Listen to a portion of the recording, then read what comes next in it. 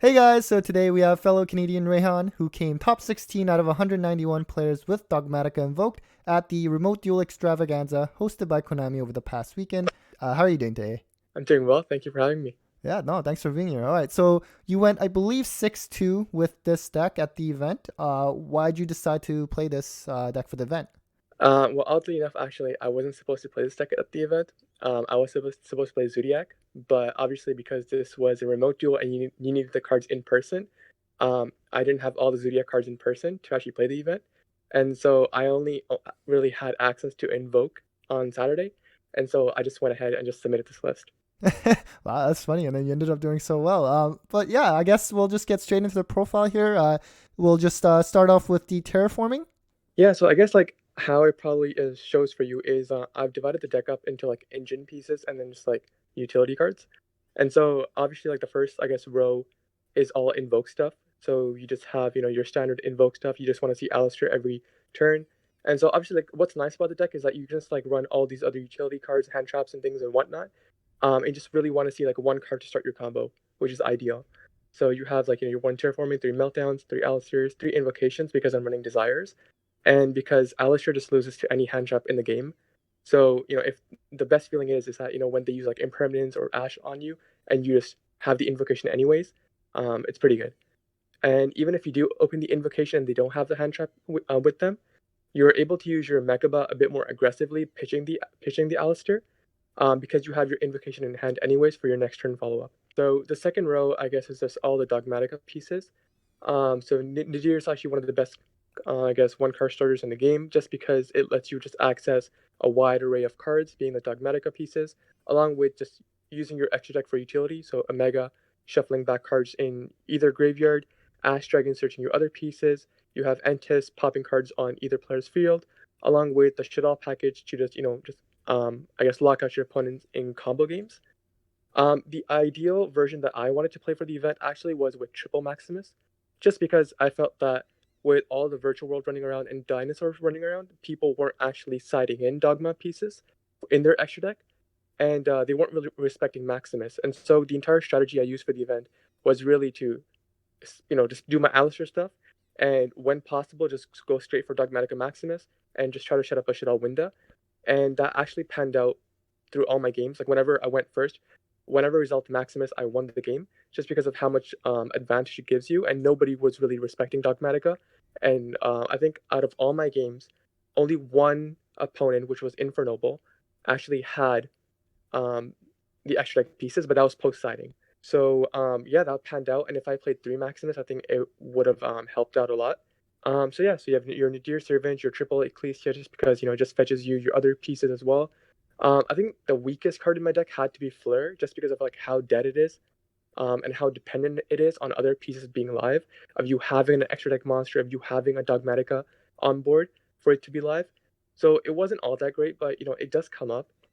And then there's that one punishment. Punishment is also very restrictive, just because once you use it, you're sort of locked out, and your tempo just goes away on your next turn. So you have to play really slow. So you have to time your punishment, and I think punishment really only won me one game, and I actually really only used it one game. So I just try to avoid using it when possible. A neat interaction that you can have is that when you go with your standard Nadir and Alistair combo, and you set up with your Shadal Schism, your Maximus, and your Ecclesia, a neat thing you can do is actually use the Ecclesia to search the punishment based on how strong your hand is, because the only thing at that point that you really lose to is an evenly match, because the deck doesn't really care about like things like Lightning Storm, Harpy's Feather Tester, and things along those lines. But an evenly match is actually a blow against the deck just because of like how few sort of traps you have, and so a lot of time things like impermanence and anything else you'll be setting. So Mikado won't be able to negate an evenly match, and you'll just be falling way behind. And then that one Cobb of the Grave, I was flip flopping between Upstart Goblin and this. I went with Cobb of the Grave just because the deck doesn't have the best Dino matchup, and so in the odd instance that there is a miscellaneous source that's sent to the graveyard with its effect, I can just banish it. I was also respecting Golden Lord just because that deck has been rising in popularity. And there were three actually Eldritch Zodiac decks that made top 16. So it wasn't the best option. I didn't exactly like find it valuable, In the future, I think I would replace it either with an Upstart Goblin or perhaps another copy of Maximus, actually. And then you just have your sort of standard hand trap lineup in this meta. Your 3 Gamma, 3 Ash, 3 Nib, and 3 Imperm. Just because these are, I guess, all high impact, I guess, from Ash, I guess. Gamma and paired with Nib, or well, Nib paired with Gamma or Imperm is actually blowout against sort of any combo deck. And that actually came up, I think, twice for me against Dragon Link and Infernoble, where I drew either a combination of Nib Imperm or Nib Gamma, and so that was pretty nice. Desires because I don't have tactics, but even if I did, I think I would still play Desires just because there's just pure draw power. The neat thing is that in the next set, Genesis Impact, we get the Magistus Link 1, which lets your Alistair turn into, because it uses any level 4 spellcaster, so you can go Alistair search Invocation, tag that into the Magistus Link 1, which is a Selene, I think, and then you're able to play the Spellbook of Knowledge in your deck and send that away for 2 draws. So you don't have the cost of the Desires Banish 10. And so in this deck, you'll find that I do play a lot of one-offs, like the Driver, the Maximus, the Schism. And so that takes away that risk. And it does have a lot of synergy with it. So I think that's something to explore in the next set as well. And I guess a tech card was Book of Moon, just because of like how reliant a lot of these combo decks and other decks are on the normal summon. Like if Zodiac just goes normal summon any zoo and you book it, you just end their entire turn unless they have literally Barrage. Barrage is the only thing that lets them play through that. So they can't Zeus you, they can't go into Trident. And the neat thing is that a lot of the Zodiac players now are starting off with Ram Ram. So even if they try to go Borbo into battle phase and you have something like Imperm or Punishment, they can just negate it because they have Ram Ram underneath. So Book of Moon just dodges all of that and just ends their turn.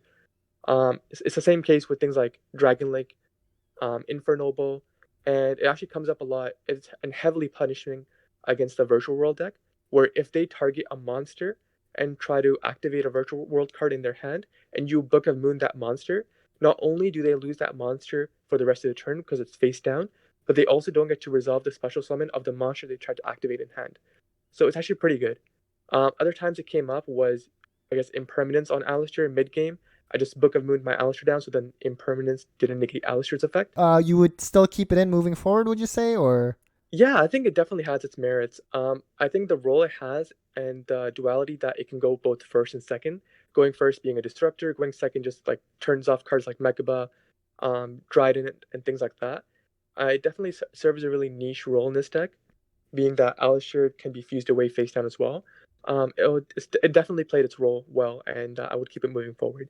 And the last card in the main is the Schism, just because, again, the entire mentality of this deck was I'm trying to go first, resolve Maximus, set up Winda, and hope they're playing combo. Would you like me to go over the side or extra next? We'll go over the extra deck now, yeah. We'll start with Sure. the Ash Dragon. So yeah, the Invoked Dogmatika extra deck isn't all that sort of inventive. It's pretty much solved now. So you have your Ash Dragon just because it starts your engine. It searches, well, at the end phase, it searches any sort of Dogmatika piece that you're missing. So a lot of times, the standard combo is just going to be your Nadir ascending App Clone, adding Schism, and you search your Maximus. Then Maximus banishing App Clone, specialing Maximus, Maximus sending your Schism and a Construct. So that gets you your Dark Engrave, but also at the end phase, you're able to special them in Ecclesia and search your Fleur. So that gives you 2 levels of disruption, one being the Schism, second being the Fleur. You have your Omega just because I was playing Gamma, and it actually came up because Gamma, I was respecting the VFD matchup, so Virtual World. And the other neat thing I found was Zodiac players are maining Dimension Shifter. So in one of my rounds, one of my Zodiac opponents just blind Dimension Shifted me. And normally that would have actually ended my turn, but I had the Gamma in hand. And so that was severely punishing for him because I Gamma his Shifter, so he lost 1 card, and then went into Omega and just swiped another card away. So that was good.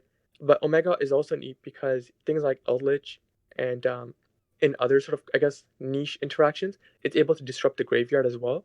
And so another area that it came up was the Virtual World matchup where you're just able to disrupt their grave and take away things like Qinglong and I guess Golden Lord. So that was neat.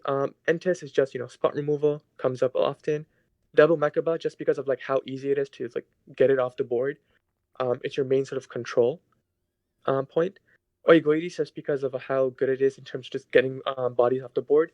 The other effect that people forget it has is that it can banish a card in the graveyard, and then it boosts its attack by banishing one fusion monster in the graveyard until the end of your opponent's turn. So it really helps put damage on the board as well. Purgatrio, another sort of mini UCT. Almirage, because it's part of your standard line where you go into Almirage and then secure Gardna. Link Karibo, because I was respecting Dinos. Dinos is a bit difficult for this deck just because like how many targeting cards I have. So if I'm able to take away their Lost World token, you mitigate the effect that Lost World has on this deck. And then lastly, you just have your 3 Shaddolls. Yeah, and then you'll see that the last card I'm playing is Area the Water Charmer. And that's because I was playing the Gizmek and the Barrier Statue combo in the side deck. Ideally, this shouldn't be here. This should either be like a Dragon Master Knight, which has 5,000 attack, just because it gets cards like UCT off the board. And ideally, I should be playing the Light Barrier Statue in my extra deck, just because it stops Infernoble a lot easier, along with Dragon Link. But I couldn't find the Light Barrier Statue, so it is what it is. And this was the Water Charmer, just to get the Water Barrier Statue off the board. Yeah, no, it's cool. Did this Gizmek Uka and Barrier Statue kind of come up? Like, did it work out for you, or Yeah, did you? oddly enough, so this entire event was weird. I sided this in for Infernoble and Dragon Link, and it never came up because I never drew it against them, but it won me one of my Prankit games because Prankit summons Dropsies from deck, and they just summon Uka, summon Barrier Statue, and now they're just locked out of any further plays. Right. So I guess speaking of that package, I guess we'll just kind of start with your side with the Feather Duster. Yeah, so I wasn't playing any spell and trap removal in my main deck. I guess that was just disrespecting mine. If I got mined, I got mined. But I was keeping Cosmics and Feather Duster for like things like Zodiac and Eldritch. You have one Pank just because it's one of the best side deck cards in the game. Just gets rid of body on board, crashes. Gizmek Uka just because I wanted like a high impact hand trap against Infernoble and Dragon Link. If either of those, like both those decks, try to make Herald or a Savage before they go into Hellkit Firebrax, just because of like how crucial Hellkit Firebrax is for their combos. So if you have this paired with either Imperm, Gamma, or Nib, they're not winning the game, right? Just because like either one of those gets their first removal off the board, and then the other one just takes care of the rest of the turn, right? So if you try to activate Gizmek, they'll probably Herald it, obviously, and if they Herald it, then their entire line of play is subjective to Nib, right? Or if you have this in combination with Imperm and Gamma, you can just you can just negate the monster negate and just lock out the rest of the turn and just take over the game. I have Droplets in here. Again, sort of respecting VFD. Droplets isn't the best card, I guess, in this format still, just because like even if you draw it, you can't use it against Dragon Link really because of Buster Lock. But Droplets is cool just because it has niche interactions with Alistair. You normal summon Alistair to try and hand trap it. You can Droplets it away and just negate something on board, which came up twice actually, against a Zodiac player and second against Prank Kids. And the last card, I wasn't really sure of what I wanted, but I knew I wanted security going first. And Strike is neat because against the Virtual World matchup, if they VFD you, like that's what they're usually going for, is like a trap card in VFD. And so I thought, if I'm using something like Strike's high impact where I can disrupt their turn and just try to turn off their VFD and get to the next turn, right? And so like my game plan against like that deck was I would just swap out a lot of my sort of Alistair stuff. So I would take out a Terraforming, I would take out one Invocation, one Call By, and putting like a lot more backer removal, just because like they can't do much against like a set 5, right? They have to play on their turn, and so like once they try to resolve VFD, they use a lot of resources into that, and so like setting 4, setting 5 with hand traps in hand, it's really easy to play against them. So yeah, I think that just covers the entire deck. Yeah, no, thank you. I mean, you talked earlier about possibly switching the call by for an Upstart or a Maximus. Would you say there's any other changes you would make in the any other part of the deck? Yeah, I think the deck is pretty solid as is. Like it wasn't anything like innovative. Like I just played this because it's what I had and it's tried and tested. I think moving forward though, perhaps like something I would like to test is I would take out the Aerial Water Charmer for that Magistus Link 1.